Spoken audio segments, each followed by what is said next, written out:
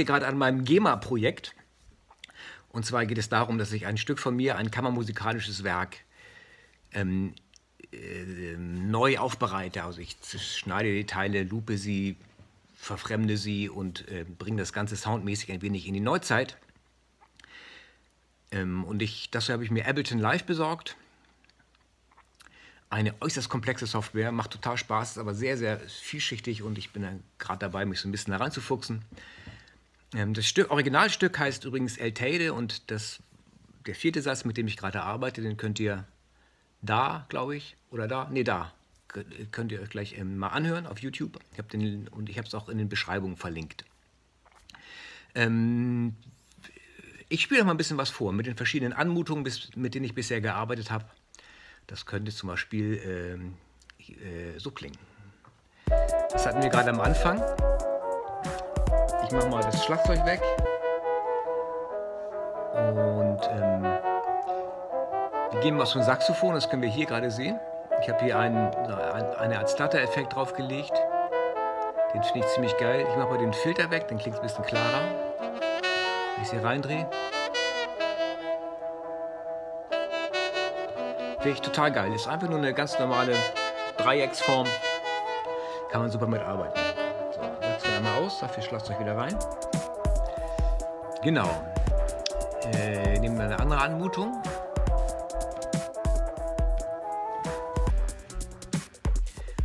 Da habe ich jetzt das Backing genommen und in kleinere Schnipsel zerlegt und einen Effekt drunter gelegt, der heißt Beat Repeat. Der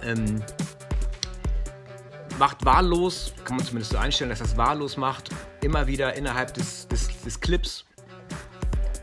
Ich schneide der Teile raus und loop die. Macht dann Pausen drauf, das kann man relativ viel einstellen. Finde ich sehr, sehr spannend, den Teil. Und ich habe so ein bisschen, man sieht das hier so ein bisschen rumhüpfen.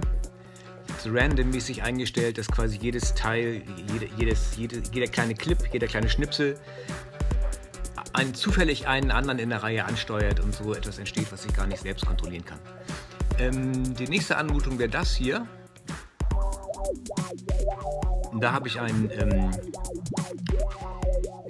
Shaper, der einen Bandpass steuert.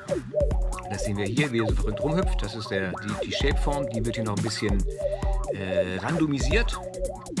Hier haben wir dann wenn ich wie heißt das? Resonanz rausdrehe, klingt es wieder normal, aber im Moment, wo die Resonanz drin ist, wird es wieder total spannend. Dann habe ich hier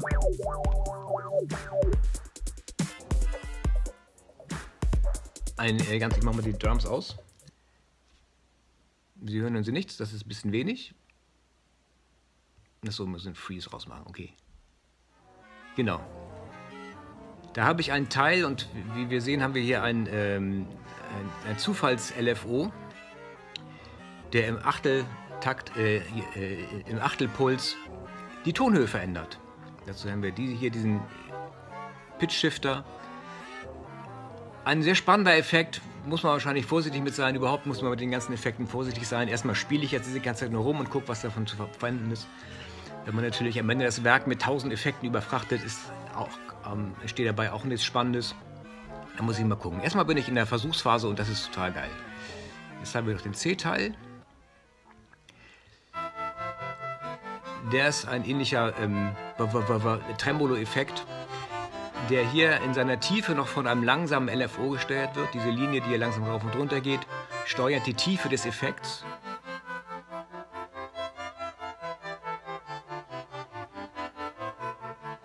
Das ist dann der C-Teil des Stückes. Ich mache mal wieder ein bisschen Schlagzeug an. Ne?